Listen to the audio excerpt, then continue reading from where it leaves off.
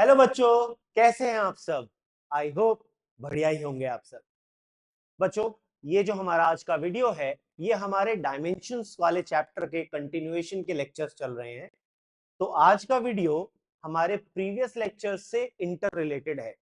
अगर आपने वो वीडियोस नहीं देखे हैं तो पहले फटाक से जा करके उनको देखिए, ताकि ये आपको ज्यादा अच्छे से समझ में आ पाए।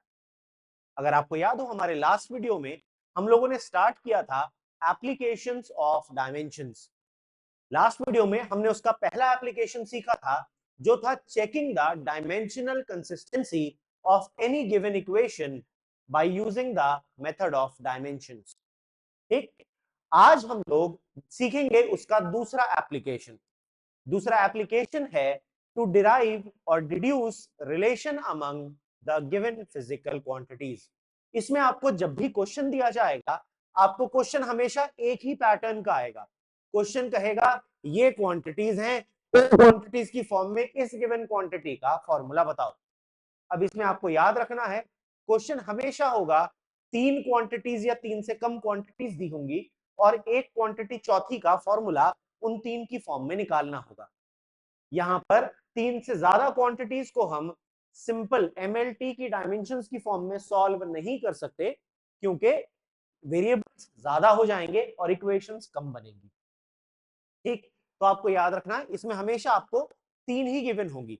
अगर चौथी गिवन होगी तो वो क्वेश्चंस कुछ इस तरह से आपको ट्रिक करेंगे कि उसमें डायरेक्ट आपको उनका रिलेशन गिवन होगा चौथी क्वांटिटी के साथ। तो जो निकालना होता है वो तीन के साथ ही आप सॉल्व कर सकते हैं। अब इसका एक जनरल मेथड मैं आपको सिखाता हूं कि इस पर जो क्वेश्चन बनता है वो किस तरह से बन करके आता है। Let's see a general method.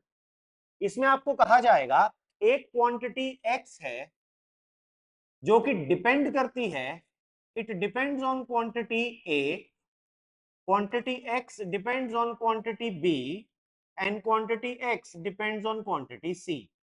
ये इन तीनों पर डिपेंड करती है। आपसे कहा जाएगा x का फॉर्मूला बनाओ, deduce a formula for x in terms of a b and c। ऐसे आपसे सवाल कहा जाएगा। तो इसको कैसे करते हैं, हम इसमें कहेंगे भाई हमें नहीं पता कैसे डिपेंड करती है। तो सबसे पहला स्टेप होगा आपका, आप कहोगे x प्रोपोर्शनल है a की पावर p के।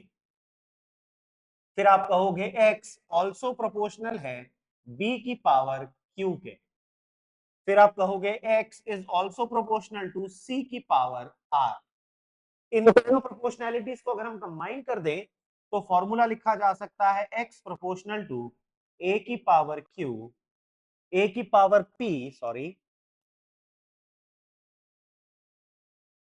b की पावर q और c की पावर r।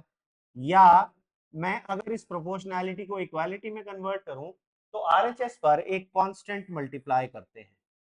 तो a की पावर p, b की पावर q, c की पावर r। यहां पर ये जो कांस्टेंट लिया जाएगा ये एक डायमेंशन लेस कांस्टेंट होगा।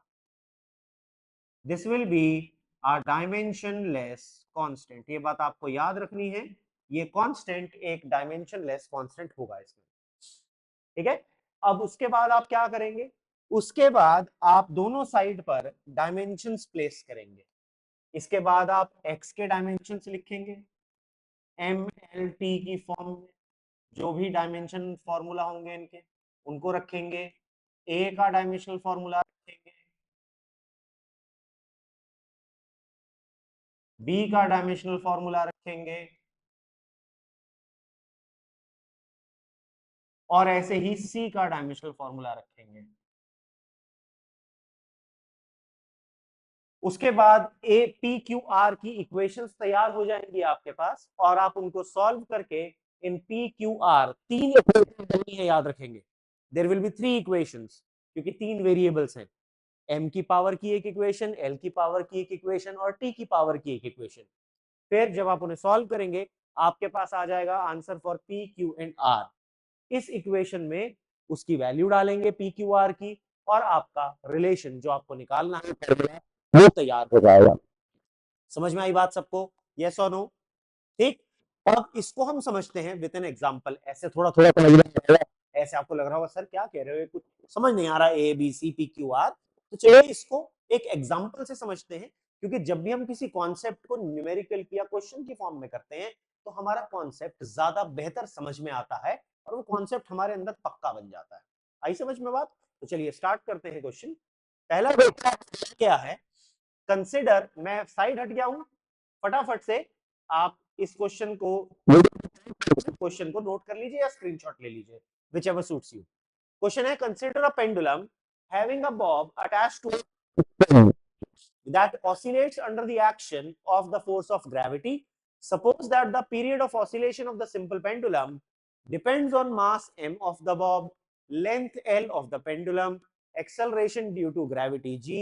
Derive expression for time period by using method of dimensions। ठीक है, तो डायमेंशंस का इस्तेमाल करते हुए हमको फॉर्मूला निकालना है टाइम पीरियड का। तो वही पैटर्न जो हम कर रहे थे फॉलो करेंगे।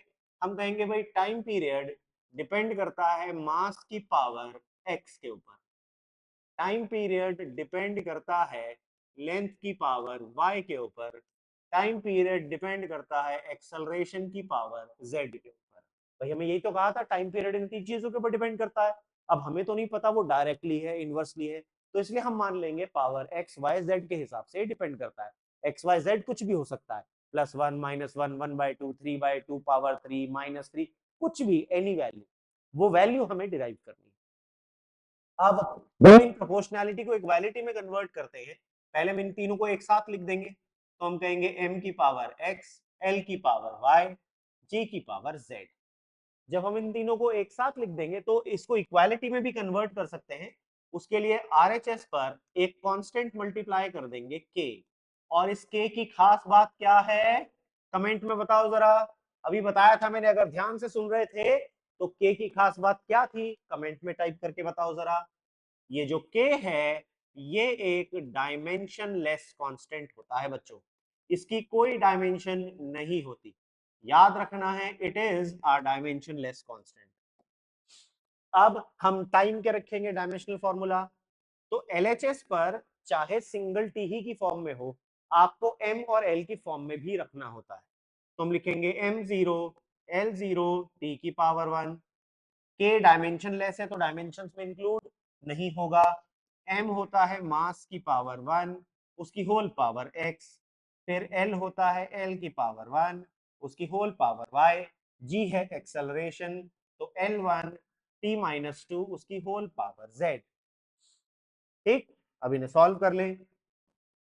m0 l0 t1 बराबर हो जाएगा m की पावर x, l की पावर y प्लस z और t की पावर -2z के। ठीक है, ये इक्वेशन बन गई। अब ध्यान से अगर आप देखो, यहां मास की पावर लिखी है x और इधर लिखा है मास की पावर 0 और बीच में लगा है इक्वल टू, है कि नहीं?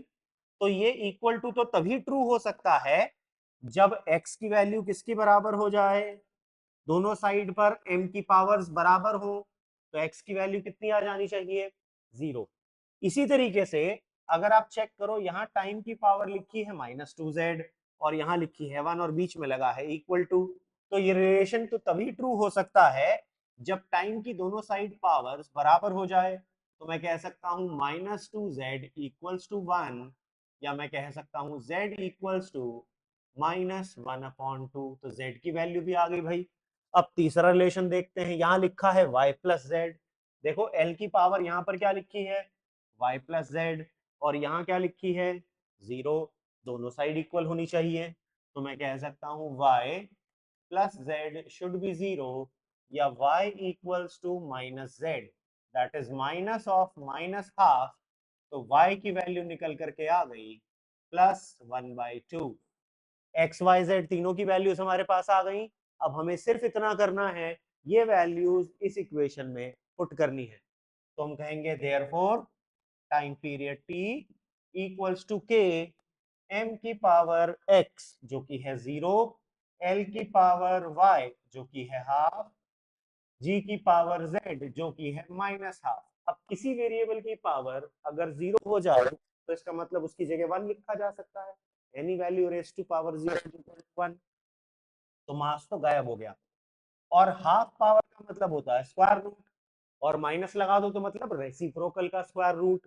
तो फॉर्मूला आ गया k under root of l upon g। ये आ गया मेरा आंसर। अब अगर आपको सपोज पता है कि ये k की वैल्यू, आपने पढ़ा हुआ है फॉर्मूला कि ये जो k होता है इसकी वैल्यू 2 पाई है, तो आपका टाइम पीरियड का आंसर आ जाएगा 2 pi under root of l upon g. अगर क्वेश्चन में दे रखा है या आपको पता है तो, अदरवाइज k की फॉर्म में ही छोड़ देंगे, हमारे को पूरे नंबर मिलते हैं इसको सॉल्व करने पर। बात समझ में आ गई सबको? ठीक है, चलिए दूसरा सवाल देखते हैं इसी के जैसा। क्वेश्चन है, assuming that the mass m of the largest stone that can be moved by a flowing river depends on v the velocity, rho the density of water, and g the acceleration due to gravity. Show that m varies with sixth power of the velocity of flow. तो हमें ये show करना है कि जो m है ये velocity की पावर 6 के ऊपर डिपेंड करेगा, यानी v जो है उसकी पावर आपको 6 लाके दिखानी है। तो क्या करें, तो m का फॉर्मूला बना लेते हैं in terms of v and density, rho and acceleration due to gravity g। ठीक है, तो हम कहेंगे भाई ये जो मास है ये डिपेंड करता है वेलोसिटी की पावर x के ऊपर, ये मास डिपेंड करता है डेंसिटी की पावर y के ऊपर, और यही मास डिपेंड करता है आपके पास वेलोसिटी हो गया एक्सेलरेशन ड्यू टू ग्रेविटी की पावर z के ऊपर। तो मैं इसको ऐसे लिख सकता हूं कंबाइन करके, m प्रोपोर्शनल टू v की पावर x, रो की पावर y, g की पावर z। जब हम प्रोपोर्शनैलिटी को इक्वालिटी में कन्वर्ट करते हैं तो RHS पर कांस्टेंट आ जाता है। तो मैं कह सकता हूं therefore m should be equal to k v की पावर x, रो की पावर y, g की पावर z। यहाँ पर ये जो k है बच्चों ध्यान रखना है, k is a dimensionless constant. ये जो k है ये एक डायमेंशनलेस कांस्टेंट होता है, it is a dimensionless constant. बात समझ में आ गई सबको? तो अब हम क्या कहेंगे, हम कहेंगे अब इनके रख देंगे डायमेंशंस। तो मास का डायमेंशन होता है m की पावर 1, तो बाकी l और t को रख देंगे 0। याद रखना है LHS पर आप जो भी क्वांटिटी रखते हैं उसका पूरा डायमेंशन रखना है, m, l और t तीनों की फॉर्म में, फिर चाहे उसमें बाकी क्वांटिटी जीरो ही क्यों ना हो, सिर्फ एक का आंसर हो, तब भी उनको 0 पावर के साथ लिखना है। ठीक है, अब के डायमेंशनलेस है तो डायमेंशंस लिखते हुए इसको हटा देंगे, इसको नहीं लिखेंगे। अब v है velocity L T minus one की होल पावर x, रो है density M L minus three की होल पावर y, और g है acceleration due to gravity L T minus two की होल पावर z। यही बन जाएगा ये सोनो। अब अगर आप ध्यान दो यहाँ पर एक्सपोनेंट का रूल लगेगा, l की पावर 1 उसकी होल पावर z, तो बन जाएगा l की पावर 1 इंटू z यानी l की पावर z, t की पावर माइनस टू उसकी होल पावर z, बन जाएगा l की पावर t की power minus two into z यानी माइनस टू जेड। तो वो एक्सपोनेंट का रूल लगाएंगे हम लोग, मैं पहले भी सिखा चुका हूं आपको। ठीक है ना, तो हमारे पास आ जाएगा, अगर अब आप इसको सबको एक साथ कर दो, पावर्स को मिला करके बेस कॉमन लेकर के, m1 l0 t0, यहाँ आ जाएगा m की power 1 into y y, l की power 1 into x x, minus three into y minus three y, ऐसे ही 1 इंटू जेड जेड, ऐसे ही t की पावर देखो minus one into x minus x, फिर minus two into z minus two z. बात समझ में आ गई सबको? अब इनकी पावर्स को करेंगे कंपेयर। अगर आप यहाँ देखो, यहाँ लिखा है y और यहाँ लिखा है पावर 1, तो मैं कह सकता हूं therefore y should be equal to 1। एक आंसर आ गया।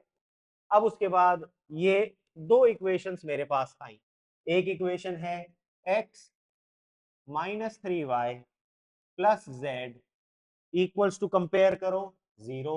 दूसरी equation I minus x minus two z is also 0।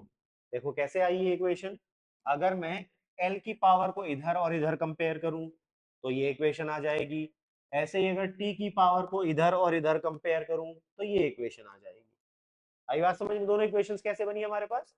अब y की वैल्यू हम 1 रख चुके हैं, तो यहाँ पर मैं y की वैल्यू अगर डाल दूं तो x minus three into one plus z equals to zero, या मैं लिख सकता हूं x plus z equals to three, minus three इधर जाके हो जाएगा प्लस का थ्री। ठीक है, दूसरी इक्वेशन क्या थी, माइनस का x माइनस का two z equals to zero.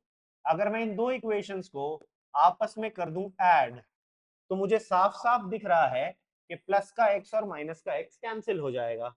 तो मेरे पास सोल्यूशन में बचेगा z और माइनस का टू जेड आ जाएगा माइनस का z इक्वल्स टू थ्री। तो मैं कह सकता हूं z की वैल्यू आ गई माइनस थ्री। ठीक है, z का आंसर आ गया मेरे पास। अब ये वैल्यू आप किसी भी एक इक्वेशन में इसमें रख दो, चाहे तो रख दो, कहीं भी एक रख दो, तो आपके पास इसी इक्वेशन में अगर आप वैल्यू रख दो तो x plus z equals to three, तो x equals to three minus z. ठीक, तो ये आ जाएगा three of minus minus three, तो x की वैल्यू आ जाएगी सिक्स। समझ में आई बात सबको? अब हमें क्या करना है, एक्स वाई जेड की जो वैल्यूज हमने निकाली ये इस वाली इक्वेशन में रखनी होती है। तो मेरे पास मास का फॉर्मूला आ गया, मास इक्वल्स टू के वी की पावर सिक्स, रो की पावर y जो की है वन, और g की पावर z जो की है थ्री माइनस का थ्री। ठीक है ना, ये आ गई ना वैल्यू। तो हमें क्या शो करना था, हमें शो करना था mass depends on sixth power of velocity. देखो क्वेश्चन यही तो कह रहा था ना, show that m varies with sixth power of the velocity of flow. तो हमने ये प्रूव कर दिया कि मास वेलोसिटी की सिक्स्थ पावर के प्रोपोर्शनल है। जल्दी से पॉज करके नोट कर लीजिए। अब आते हैं अगले सवाल पर। क्वेश्चन है the velocity of sound waves v through a medium may be assured to depend on number one, the density of the medium, d, the modulus of elasticity, e, deduced by method of dimension, the velocity of sound। यहां पर जो constant k है उसकी value आपको question में दी गई है, आपको उसे वन लेकर के चलना है। जो कांस्टेंट k है उसकी वैल्यू वन लेकर के चलनी है। ठीक है, तो हमें कहा गया velocity depends on density and modulus of elasticity. तो हम कहेंगे वेलोसिटी डिपेंड्स ऑन डेंसिटी की power x, velocity depends on modulus of elasticity की पावर y। कंबाइन कर दूं तो वेलोसिटी डिपेंड्स ऑन d की पावर x, e की पावर y। अगर मैं कांस्टेंट लगाऊं तो k d की पावर x, e की पावर y। याद रखना है ये जो कांस्टेंट k है ये कैसा होता है, डायमेंशनलेस। और यहाँ तो क्वेश्चन में हमें कहा गया है k की वैल्यू कितनी दी गई है, k की वैल्यू दी गई है वन। तो मैं कह सकता हूं v इक्वल्स टू d की पावर x, e की पावर y। k को वन पुट कर दिया, ये बन गया हमारे पास फॉर्मूला। ठीक है, अब x और y क्या है ये नहीं पता, इसके लिए हम इनको कंपेयर करेंगे इनके डायमेंशंस रख करके। तो मैं LHS की डायमेंशन रखता हूं जो कि है वेलोसिटी। वेलोसिटी में होता है L1 t माइनस वन। तो मैंने आपको कहा था जो दूसरी क्वांटिटी होती है उसको रख लीजिए यहाँ पर जीरो, तो मास को रख दिया जीरो। d है डेंसिटी m1 l की पावर माइनस थ्री उसकी होल पावर x। e है modulus of elasticity, modulus of elasticity मैंने बताया था ml minus one t minus two. यानी इनके डायमेंशंस किसके जैसे होते हैं बच्चों, प्रेशर वाले होते हैं। सारे मॉड्यूलस जो होते हैं उनके डायमेंशंस प्रेशर वाले रखने हैं आपको।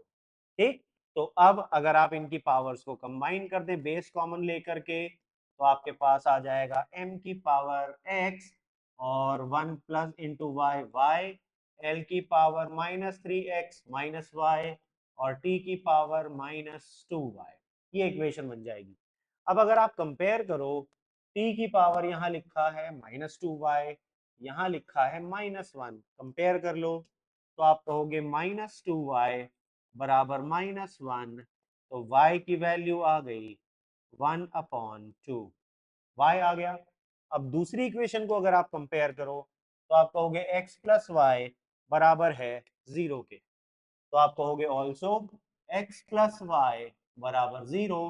तो आप कह सकते हो x की वैल्यू माइनस वाई के बराबर है, और y कितना है वन अपॉन टू। तो उसका माइनस कर दें तो x की वैल्यू आ गई -1/2। दोनों आ गए। अब इस फॉर्मूला में वैल्यू पुट कर दीजिए तो आपके पास वेलोसिटी का फॉर्मूला आ गया d की पावर 1/2 e की पावर d की पावर -1/2 e की पावर 1/2। तो आप इसको ऐसे भी लिख सकते हैं 1/2 पावर का मतलब स्क्वायर रूट और माइनस पावर 1/2 का मतलब रेसिप्रोकल का स्क्वायर रूट। तो ये आ गया आपका आंसर। सबको क्लियर हुआ बच्चों यहाँ तक? यस और नो? आई होप सबको समझ में आ रहा है। ये एक ही पैटर्न हम फॉलो कर रहे हैं, इसके सारे सवाल एक ही पैटर्न पर चलते आ रहे हैं। तो प्लीज जरा ध्यान से साथ दीजिए मेरा, ध्यान से देखें, ठीक है? अगला क्वेश्चन ट्राई करें, जल्दी से वीडियो को पॉज करें, ट्राई करें और फिर बताएं मुझे। नोट में बताइएगा कि आपका आंसर निकला, कमेंट में बताइएगा आंसर निकला कि नहीं निकला अपने आप, ठीक है? चलिए क्वेश्चन देखते हैं। क्वेश्चन है the frequency of vibration of a stretched string depends on length, मास पर unit length and tension. Dimensions का इस्तेमाल करके इसका एक्सप्रेशन निकालो फ्रीक्वेंसी का।